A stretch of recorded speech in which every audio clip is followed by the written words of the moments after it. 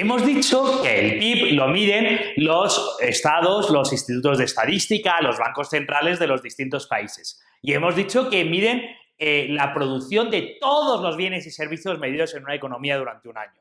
Claro, esto es más fácil decirlo que hacerlo. ¿Cómo se mide realmente el PIB? ¿Cómo consigue el organismo del Instituto Nacional de Estadística de cada país saber lo que se produce en cada fábrica, en cada tienda, en cada venta, en todo el país? Evidentemente, los estadísticos del Instituto Nacional de Estadística no tienen un informante que está a la puerta de cada fábrica o en cada restaurante contabilizando cuánto se vende o cuánto se produce. Y entonces, ¿cómo lo hacen?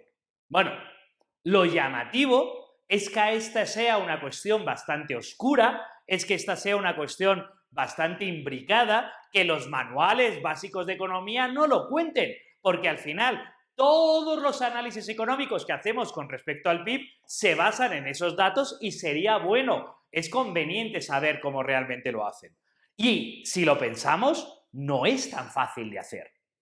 Al final del camino, básicamente solo tienen dos métodos.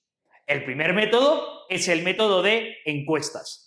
Eligen una proporción que ellos creen significativa de las empresas de ese país y van o les envían o van a hacerles una encuesta o incluso a través del programa informático que utilicen de contabilidad consiguen que les envíen directamente los datos de ese programa y a través de lo que las empresas reportan pueden decirlo.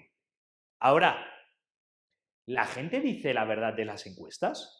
¿Nos podemos fiar completamente de lo que se dice en las encuestas? Es bastante extraño, ¿no? El segundo método es el método fiscal. Es a través de las declaraciones de impuestos de los ciudadanos o de las empresas donde se dice lo que está ocurriendo. Claro, una magnífica idea. ¿La gente dice la verdad en sus declaraciones de impuestos?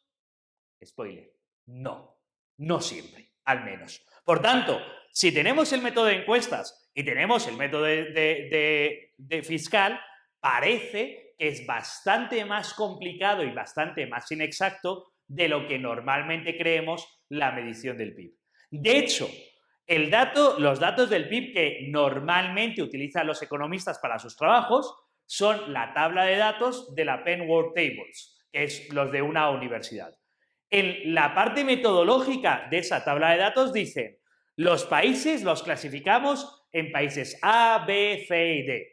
Los países A decimos que tienen un margen de error de en torno al 10%, que es el mínimo.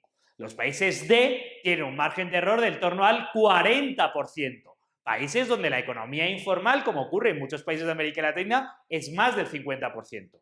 Claro, si luego hacemos análisis que son esos titulares de periódico, la economía del país ha crecido un 3,28%. Bueno, 3,28% con ese grado de exactitud en esas centésimas, es muy complicado decirlo, porque el margen de error de la producción y del país puede ser bastante superior a eso. En general, medir el PIB no es fácil. Y medir el PIB no se hace ni de manera exacta ni de manera perfectamente comparable. Y eso es algo que tenemos que tener en cuenta cuando analicemos los datos. No quiere decir que no sirva para nada o que no tenga ninguna validez. Quiere decir que es mucho menos exacto de lo que normalmente damos por asumido.